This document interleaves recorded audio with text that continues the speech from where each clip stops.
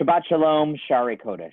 I come to you just a day after Pesach ended. I hope you enjoyed your chametz today. We're in an interesting time in our calendar. It's actually a time of semi-mourning. We count the Omer every day. And through it all, we mourn. You could see that by my unkempt beard. The question is, why do we mourn? Why do we mourn when we should be happy? It's the month of Nisan, after all. We just went from slavery to freedom. There's a story told in the Talmud about the famous Rabbi Akiva and his students. The story says that 12,000 pairs of students of Rabbi Akiva perished on one day. And it was during this period. The initial reason the Gemara gives is that they didn't have kavod, respect for one another. The Gemara, the Talmud, then presents the opinion that they were struck down by a mysterious plague. Sound familiar? It's interesting that the Talmud tries to find a reason, some reason, why these 24,000 students were killed in one day. In this week's parasha, Shmini, Nadav and Avihu, also two young men, die tragically. They bring a strange fire, Eish Zara, to the altar, and they're consumed by the fire.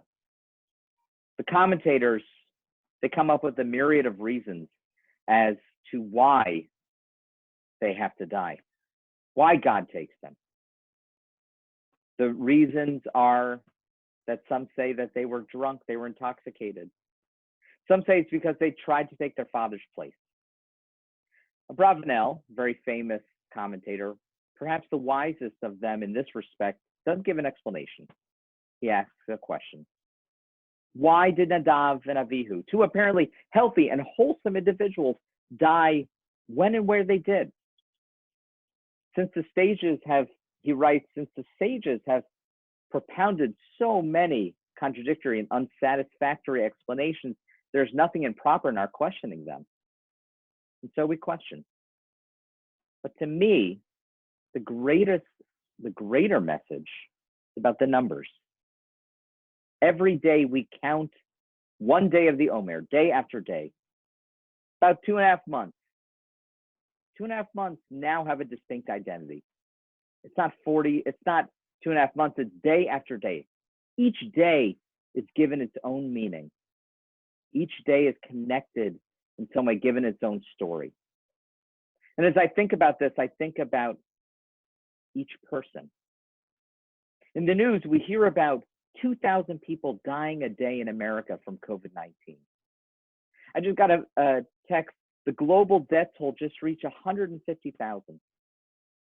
It's easy to lose the trees through the forest, but our Torah portion teaches us that each person has a name. Nadav and Avihu were sons to the high priest Aaron and their mother Elisheva. They were brothers to Eleazar and Itamar. It's important for us to look at each person, not as a number, but as a name.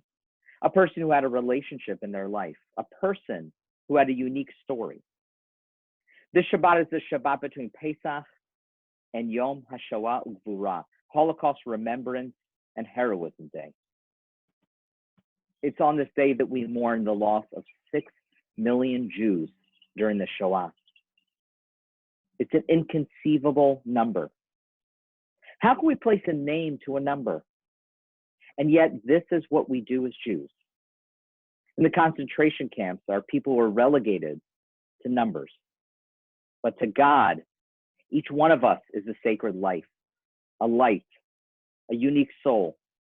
And so we too must be for each other. I hope you can join us this Shabbat for services tonight.